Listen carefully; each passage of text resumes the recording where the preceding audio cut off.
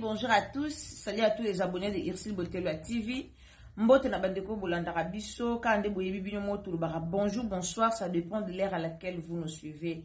Alors bonjour, bonsoir, yango vraiment et dépendant na ero kulanda biso. Tolobara toujours bonjour na bandeko bolanda biso na tongo na après-midi et puis bonsoir na bandeko bolanda biso na pourquoi.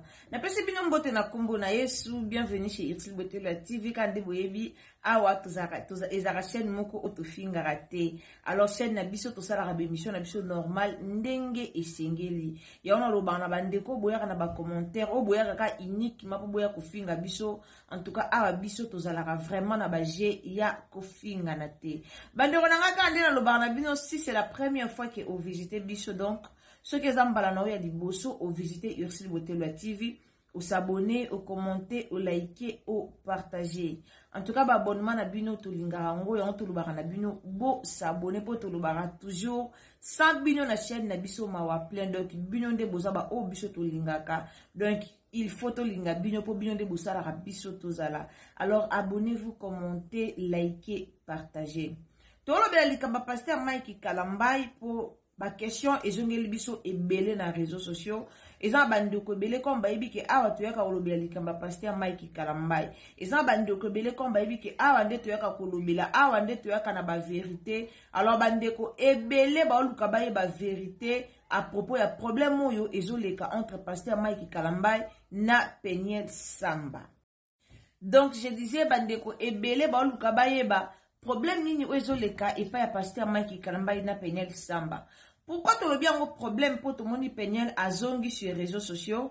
Donc Peniel a zongi vraiment sur les réseaux, a comme publié, bablo connaît ou azotiaka na Instagram wana. Alors, et a tombé na photo moko batbamuna ki Peniel azalaki ensemble na Joël Tumba.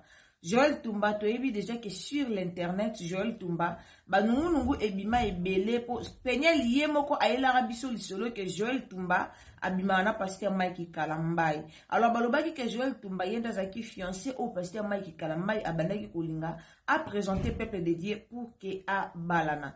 Alors dossier bato baso tout na bato baso yebate est-ce que Peniel azongani na pasteur Mike Kalambai ou pas.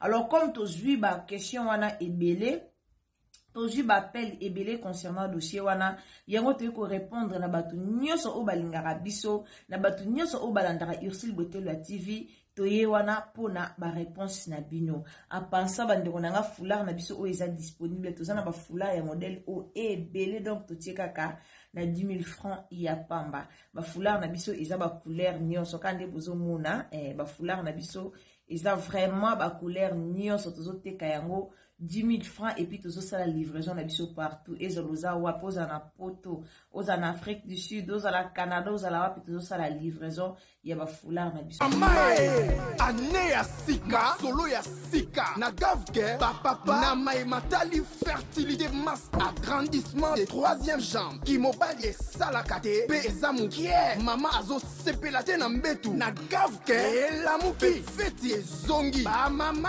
na ba problème ya mabota myome, fibrome, trompe, kiss, règles abondantes, ménopause, attaque, commune à 65 ans, maman, okobota mwana, yoka bien, dépression, maladie mentale, autisme, ata mwana alobakate, mobulu makasi, tope alalakate, salina solution, gavke, pona loposo, totikali simate, vergeté, abengi nduta, bouton, tache, acné, nagavke, ba produit bio, kakana 5 jours ya bamba oteli lokola lilala uniforme tozali na gamme complet ya kopakola ya injection ya comprimé ya suppositoire esengo ezali mama olingi ovimbisa tolo pe nsima sans opération benga biso na lombango papa mama yo oyo otungisama mingi na maladi ya hémorroïde interne to pe externe yoka na 2 jours ya bamba omoni changement ya solo ebongo mpona bokono ya diabète AVC tension to pe obésité cave-cœur kolo solution perte de poids naturellement okokota salle de sport teo na kisi ya comprimé pe injection na cave-cœur ozongi mobimba baproduit na biso ezali 100% naturel esalemi na baplan na baindustrie ya Allemagne pe Angleterre na cave-cœur okosepela tokaka nde bomoni tolati boye toza nango na bacouleur nyonso moyena déplace na lakisa bino eza te po eza mosika bandeko na ngai lisolo oyo ezokende deja mabe bino moko boyebi bandeko ya réseaux sociaux dossier ya Pasteur Mike Kalamba ina Peniel eza dossier moko o batu bazalaka penza motema moto ya kuluka koyeba bandeko bakomeli biso batuni biso mo ba question ebele pourquoi Pasteur Mike Kalamba jusqu'à présent nano abalite et pourquoi Peniel jusqu'à présent nano abalite et pona nini Peniel a préféré ka livre na ebima le 21 avril journée au anniversaire ya Pasteur Mike Kalamba pour Peniel na page na ye na Instagram na ye akomaki ke livre na ye ekobima le jour ya anniversaire ya Pasteur Mike Kalamba ako préféré journée ngo azala pe na live pour que to yembe la Pasteur Mike joyeux anniversaire. Alors secret nini o Pasteur Mike Kalamba na Peniel ba bombeli biso bandeko bele bazana posa bayeba secret nini o Pasteur Mike Kalamba na Peniel ba bombeli biso. Est-ce que en coulisses liba les onga to ezongate. Dernièrement to chomo na Peniel na ba photo o aplibiaki abimisaki ba photo ya mariage na bango. Ko bimisa ba photo ya mariage akomaki ke tangu ye abalaki azalaki na 13 ans. Tangu Pasteur Mike Kalamba ya balaki Pasteur Mike Kalamba ya balaki azaki na 32 ans après commis allez-y comprendre. Azalaki na 18 ans pardon. Peniel azalaki na 18 ans. Et puis, Pasteur Mike azalaki na 32 ans. Alors, Peniel a komaki yango ye abalaki na âge de 18 ans. Donc, mukolo ba yeki ko pesela ye dot. Ndenge Pasteur Mike Kalamba yeki ko bala ye, Pasteur Mike abalaki ye azalaki mwana mukie, Pasteur Mike abalaki ye moseka, Pasteur Mike abalaki Peniel ezaki mobala liboso azwa na vie na ye, nde ezaki Pasteur Mike. Alors, azalaki na 18 ans. Et Pasteur Mike azalaki na 32 ans. Na se wana Peniel a commis allez-y comprendre.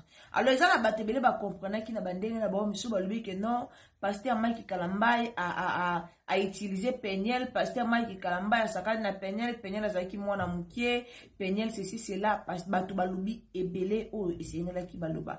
Alors bino mo boyebi irsi botel la TV azalaka toujours wana pour na bino donc tozaka toujours wana poto ya ko éclaircir likambu oyo tomona ke eza flou tozalaka wana poto ya ko éclaircir likambu ba abonné na biso ba mona ke ya je disais ka ndenge boyebi a on chaîne na bino to yaka vraiment kuluba na batu ndenge likambu ezoleka.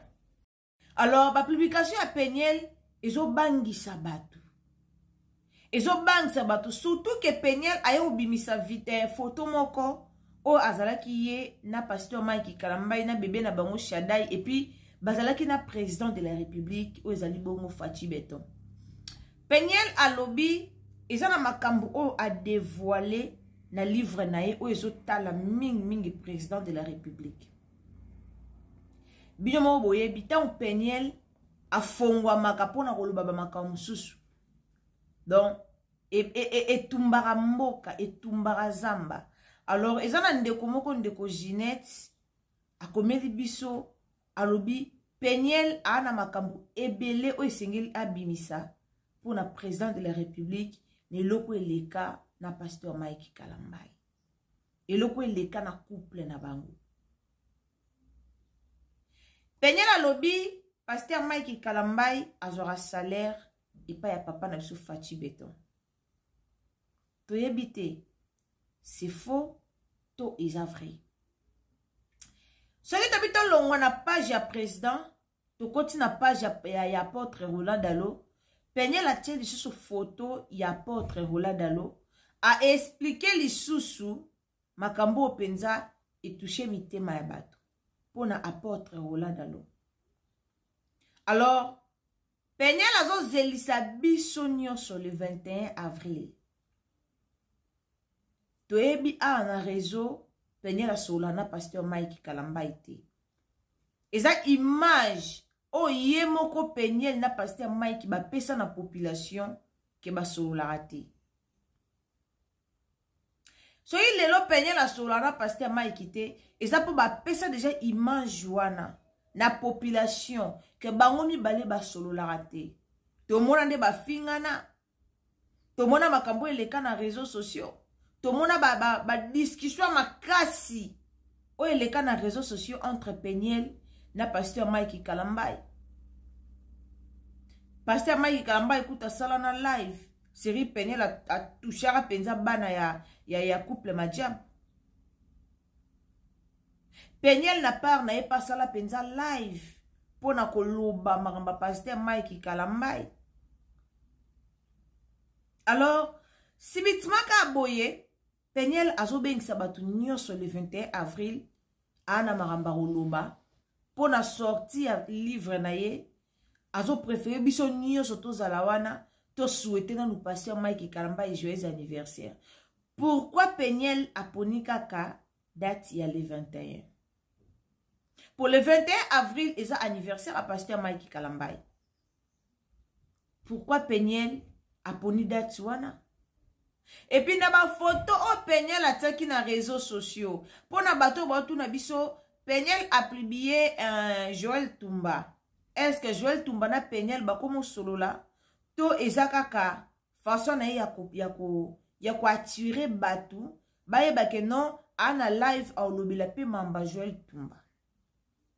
Bon. Na livre o Peniel a sali livre a beti histoire ya vie na ye. Peniel a sali livre te pona Batagoma. Peniel a sali livre te pona RDC. Peniel a sali livre te pona population. Peniel a sali livre te pona oli kambumoke bimaki boye na Este, oli kambumoke bimaki boye na RDC. Peniel a sali livre pona obeta histoire ya vie na ye. Dans un livre wana, tu as histoire ya vie ya Peniel. Nde yango Peniel a sali na réseaux sociaux. Vous allez comprendre. Pona nini Peniel a ponika date wana. Mambe belé ezali. Alors côté à maman Joël Tumba, bato balobi ke Peniel na Joël Tumba baloba na raté. Mais Peniel a ke kukocha Joël Tumba na livre na ende nini. Na yango na bandeli bino partout pour na yebisa bino ke Peniel a osala livre te pona bato ba kufa na Goma. Livre à Peniel ezate o population, oh maman Denise, oh papa Fachi, abeti histoire ya vie na ye. Na livre wana histoire ya vie ya Peniel nde ena kati. D'autant tozo histoire na ye, abeta histoire na ye lo lenge ni na kuta na ye na pasteur Mike Kalamba. Tant on le bela histoire à Peniel, abeta histoire na ye lo lenge ni na kuta na ye na pasteur Mike Kalamba. Lo lenge nini babala naki, na âge nini babala naki, et puis eloko nini oye à vivre, eloko ni oye à vivre, o makasi, nandaka libala, tope eloko nini oye memaki Peniel, na pasteur Mike Kalamba na séparation. Na sir biso en internet, to ebike, seri Peniel, akabona ki na pasteur Mike, izaki po pasteur Mike azaki na comportement mabe, pour pasteur Mike abanda ko beta ye ezaki po na réseaux sociaux muto abima liboso ko lobela mamba séparation ezaka Peniel ezaka pasteur Mike te. Donc ezaki Peniel nda bima ki liboso po ya ko lobela likamba séparation ye na pasteur Mike, mais ezaki pasteur Mike te mutaye ki liboso na réseaux sociaux. Ezaki pasteur Mike te. Alors Peniel a expliqué makambu nyonso na livre na ye. Siko botu nanga po anini e kam sabino ce qui bomoni Peniel atie photo ya yena Joël Tumba atia mon internet po Joël Tumba pe aza na kati ya livre wana bozong sa makanisi sima to banda vraiment ko kanisa to zong sono makanisi sima muta memela biso histoire ya Joël Tumba na réseaux sociaux ezala penyel biso peut-être to yebaka Joël Tumba zaki aide ménagère o banda ko aider bango o zaki to yebaki yango bongo to yebaki peut-être Joël Tumba zaki na relation moko familiale to yebaki peut-être Joël Tumba na pasteur Mike bazalaki na ba relation moko boya kindeko après séparation ya Peniel na pasteur Mike nde Peniel aye ko kotisa na mitu na biso que Joël Tumba azako bima na pasteur Mike Kalambai. Mais tu yeba ki yango te. Donc tango ye Peniel a memaki histoire wana, cela veut dire que na livre wana tango osala maramba vi na ye ako épargner mutu te. Soki kutu azui quand même temps ya ota photo ya Joël Tumba. Il appelle la makambo Peniel oloba pona mama na bango. Bozo se rappeler tant Peniel azaki sous na relation malamu te na pasteur Mike Kalambai.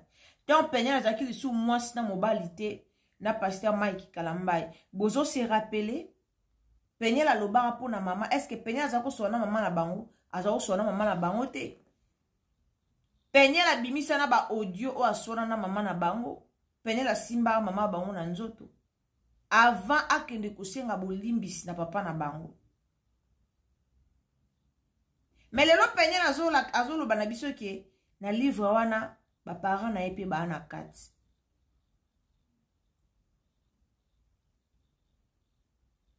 Seri moko Peniel akotaka concert ya pasteur Mike abetaka na poto.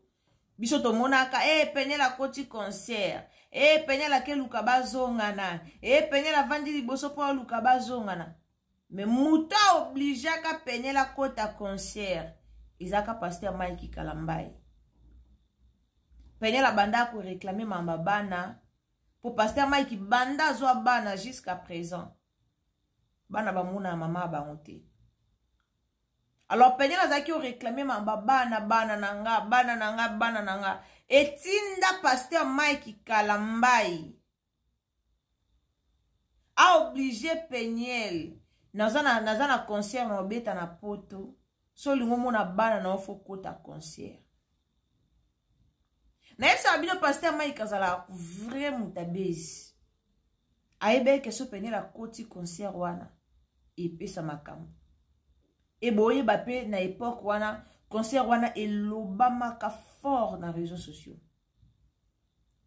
Alors na livre au Peniel au sala et pe na partie ndamba olobila eloko concert wana.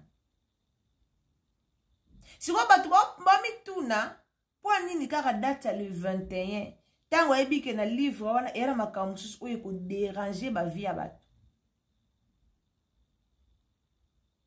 Est-ce que aluki ka sala ngopo etika la pasteur Mike souvenir jour anniversaire na e to ezani pona nini kaka il faut ezala na date le 21 siko soki ezaki po pasteur Mike Kalamba etika na souvenir moko boye mukola date anniversaire na ye po ela batebele ba olobango po so Peniel la sali livre. Ceux qui attirent déjà maramba pasteur Mike Kalamba ina kati. Toyebi ke ya bien ezalate. Makamu moka yako bima. Après to mone makamu bima ke bele série Zawada uto zonga su na ligne. Po Zawada zonga eli su na ligne. Zawada zonga eli su na ligne po na yo lobela kaka makamba pasteur Mike Kalamba. Alors après maramba Dakumuda, que son âme repose en paix, vient l'épisode Dakumuda. Peniel abimaki na réseaux sociaux. Alobaki mabe ya pasteur Mike Kalamba ite malobaki bolamu. Alobaki pasteur Mike Kalamba aza un homme bien. Alobaki côté ya bola. Alobaki mabe ya bambe ya pasteur te. Mais malbaba à propos na ezaki abana loba toujours côté bolamu ya pasteur Mike Kalamba. Sko eloko wana nde eta bat na confusion. est-ce que na livre wana Peniel azolobela bolamu ya pasteur Mike Kalambai to aolobela kaka ba côté ya mabe to aosangisa na ba côté mabe na ba côté malamu. Nayebi ke le 21 avril mutu nyonso oza na live wana. Nayebi ke le 21 avril eza ye moko pasteur Mike Kalambai. Nayebi ke na ye moko aozela live wana sikazali. Pona minute oyo atato yeto bandi koloba Peniel kosala bongo te omoni eloko échanger ezate eloko to banga ezaka pona président na biso Fachi bino mo boyebi ke président na biso aza partout era ba makamsusu kutu to ba to ba ko bangela président na biso na makamsusu tande ba audio mama Denise ucho bima na sir congolais tout alanda réseaux sociaux congolais tout pena ozaka connecté na internet ayebi ba audio ebele ya mama Denise ucho bima bande ona bo s'abonner na s'il vous plaît. En tout cas, tu s'abonner à Irsil Botelo TV. Tant que tu s'abonner, activez la cloche à notification. Nzambalo la opambolo et puis aimez les vidéos. Bon aimer vidéo donc. Bah j'aime na bino ezaka vraiment important pour na biso. Alors bon aimer vidéo nzambalo la opambolo la bino. Ozo mona. Tebi ke ba voix ba audio uto bi mebele ya mama Denise et cela de qui tout côté. Alors na part ya Peniel. Tebi te makambu nini o Peniel la kotia na kati o ezo concerné Fachi Beton. Bino mo boyebi président na biso ndenge azalaka. Alors ça ezaki makambu moko ya kitoko te na minute o peut tokoyi ko stopper Peniel te pour livre si esalemi. Livre si esalemi. Mais posa na biso to soué na biso eza nini nde Peniel azoko anosaka biso nyonso maramba livre nde Peniel azongisi biso na ba nostalgie pour so boke na Instagram a Peniel bomona ke Peniel a publié toujours ba nostalgie donc il a fait que livre wana a bandango pena banda na chapitre 1 soit na page 1 si na pas do banda na introduction si na page ya suka et là c'est que barambu moko ezala wana o ekamusa biso. Et là, ça peut-être que ma kamboumoko o eloba mawana o peut-être biso toyeba kite. Pour Peniel ye moko dernièrement tanga zaki na live a auto lobake bozi la kaka na livre nanga nyonso o boyeba kina o boyeba kite bokoyeba yango na livre. Donc et là ça que kaka na livre wana to découvrir donc to luka to découvrir li susu li kamboumoko o toyeba kite. Donc, quand on a livre, on a peut-être trop découvrir les sous les kambumoko, auto eba kite pour la couple Kalambai. Na lo ba couple po, tant Peniel osa la livre tant bazala ki na couple. To ebite, et ko déstabiliser le sous pasteur Mike, to eko tombola et to ebite. Est-ce que, to rozonga les sous na marambo kala, to kende sous liboso, toye bate. Donc ezo pesa biso na mutu passe livre na no ebimite mais ezo tambusa déjà makanisi na biso. Peniel na bimisi kutu livre te. Mais so bande ko ba komeli biso ebele eza po etambusa makanisi na biso. Mututu ana posa yeba na livre wana komba président et kosala nini. Mututu aluka yeba na livre Peniel. Komba président et kosala nini. Est-ce que ezaka affaire photo o bakangaki to na sima photo maka. Po yema ko Peniel alobi bien que na sima photo wana. E yana makamusus oye kamusa biso. Selon yemoko abi na sima photo wana. Aoloba elo ni bakende ko sala kuna. En tout cas, soué nanga ezake ya mabe ebimate le 21 et surtout eza journée ya anniversaire ya pasteur Mike. Soué nanga ezate po e na bande ko webi ke za na batumsu ba na ba journée ba anniversaire na bango. Et alors, batumsu va célébrer anniversaire. Pourquoi? Parce que mukolo ya anniversaire na ye date wana et là au moins ma be salama ki na date wana. Et alors, batumsu va koufela ba parents car le jour à l'anniversaire na bango. Et à batumsu makamwa mabe komela bango car le jour à anniversaire na bango bate belete ba fêta sous anniversaire. Batumsu ba fêta sous anniversaire te vi ke ba marambe belé et komela bango na ba vie. Alors, to ebité anniversaire wana et aux à la journée au pasteur Mike Otika na vine mobimba comme ko raisonner anniversaire 2024 lequel a kay mabe to et aux à la ndenge nini. Alors nanga na bino bandeko nanga tozo zela totala livre ya Peniel et ko leka ndenge nini. Na se to yela bino kaka awa live wana mobimba bande badel tisuka to yela bino awa. Alors bandeko bolandaka biso s'il vous plaît tango koti aux s'abonner et aux amalab. Donc abonnez-vous massivement. Tant vous vous abonnez, activez la cloche à notification et aux amalams. Pour ceux qui activent la cloche à notification, il y a un ça là que prochainement, tant que vous avez une analyse nabiso et si quand nous sommes au kozala au kolanda biso. Alors activez la cloche à notification pour que prochainement au etala et lo konini oyo to kota et puis histoire o ya Peniel tozo mema yango vraiment tina suka. Bandeko bozo mitungisa maboko tala yango wapi bolanda yango wapi en tout cas. Activez la cloche à notification pour tokoya na nyoso awa na Irsil Botelwa TV. Alors partagez sur na Facebook, partagez na WhatsApp, partagez na Messenger. Nzamba lolo pambola yo. Bandeko nyoso bulandaranga nzamba lolo pambola bino na linga bino mingi karande bino bolinga biso. Dans le wa toujours tant aux 8 ans ya okota na chaîne na biso, aux 8 ans ya kotia j'aime. Aux 8 ans ya ko partager nzamba lolo pambolo pour eza meilleure façon oyo sunga bandeko na yo.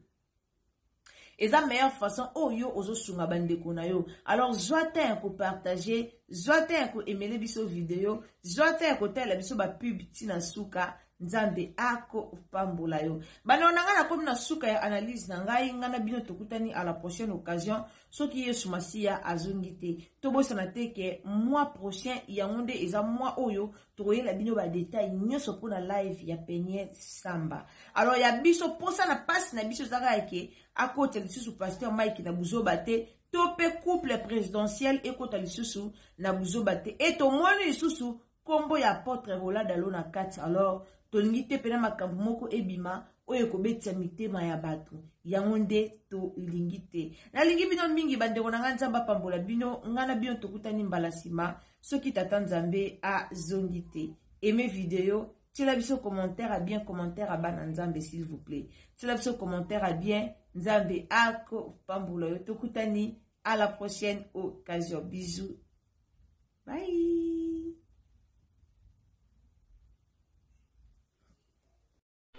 La santé n'a pas de prix, la santé n'a pas de prix, c'est pour cela que nous vous recommandons l'eau potable Achille Aqua. Déjà à Kinshasa, tous les 24 communes, Achille Aqua, l'eau potable est là. Les abonnés de la chaîne YouTube Irsil Botelwa, nous vous recommandons l'eau potable Maya Peto, Maya Kimia, Maya Bangelou. Senga Achille Aqua, partout où vous êtes, le numéro est là. Écrivez-nous, appelez-nous, contactez-nous. Nous sommes là et la livraison à domicile, ça s'est fait avec beaucoup de sécurité. Achille Aqua, Maya Kimia, Yapeto.